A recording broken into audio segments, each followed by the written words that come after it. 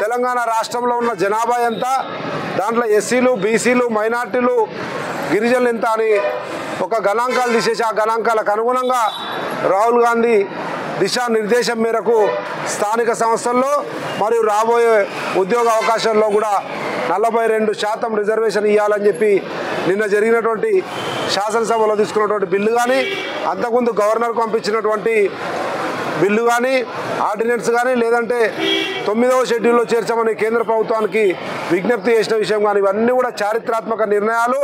తెలంగాణ రాష్ట్రంలోని బడుగు జీవులకు, బీసీలోని అనేక కులాల వారికి వచ్చినటువంటి అపూర్వమైనటువంటి అవకాశము ఈరోజు కాంగ్రెస్ పార్టీ ఇచ్చింది రేవంత్ రెడ్డి గారి నాయకత్వంలో. కనుక ఈ విషయాన్ని సద్వినియోగం చేసుకొని రేపు రాబోయే స్థానిక సంస్థల ఎన్నికల్లో 42% రిజర్వేషన్లో సర్పంచులు, ఎంపీటీసీలు, జెడ్పీటీసీలు, జడ్పీ చైర్మన్లు, అదేవిధంగా అలంపూరు, వడ్డేపల్లి, ఐజలో ఉన్నటువంటి మున్సిపల్ కౌన్సిలర్లకు కూడా 42% రిజర్వేషన్ వచ్చే ఒక మంచి అద్భుతమైన అవకాశం వచ్చింది. కనుక సద్వినియోగం చేసుకోండి. ఇట్లే ఎస్సీ, ఎస్టీ, బీసీలకు మొన్నటికి మొన్న ఎస్సీలను ఏబిసిడీలుగా వర్గీకరించి కేటగరైజేషన్ చేసి దాదాపు 35 సంవత్సరాల కళను సాకారం చేసింది కాంగ్రెస్ ప్రభుత్వం రేవంత్ రెడ్డి నాయకత్వంలో. ఈ రకంగా బడుగు వర్గాలకు ఏమైనా జరగాలంటే అది కాంగ్రెస్ పార్టీ ఆధ్వర్యంలోనే, రేవంత్ రెడ్డి నాయకత్వంలో అనేటువంటి వాస్తవాన్ని గ్రహించి ఇంకా అభివృద్ధి చేసుకోవాలి.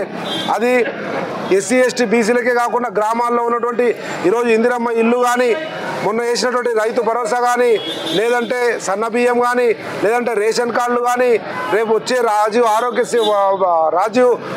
వికాసం కానీ, ఈ రకంగా అన్ని సంక్షేమ అభివృద్ధి కార్యక్రమాలు, మహిళలకు ఒక ఉచిత బస్సులు పోతున్నారు, ఈ రకంగా అనేక సంక్షేమ కార్యక్రమాలు జరుగుతూ ఉన్నాయి. రేపు కూడా జరగాలంటే రేపు రాబోయే స్థానిక సంస్థల ఎన్నికల్లో కాంగ్రెస్ పార్టీ అభ్యర్థులకు, రేవంత్ రెడ్డి అభ్యర్థులకు, చేతి గుర్తు అభ్యర్థులకు ఓటేసి విజయం సాధిస్తే ప్రజాప్రభుత్వం అధికారంలో ఉంది. కనుక మన ప్రాంతం అంతా అభివృద్ధి చేసుకుందామని చెప్పి మరొకసారి మీ అందరికీ విజ్ఞప్తి చేస్తూ సెలవు తీసుకుంటా ఉన్నాం.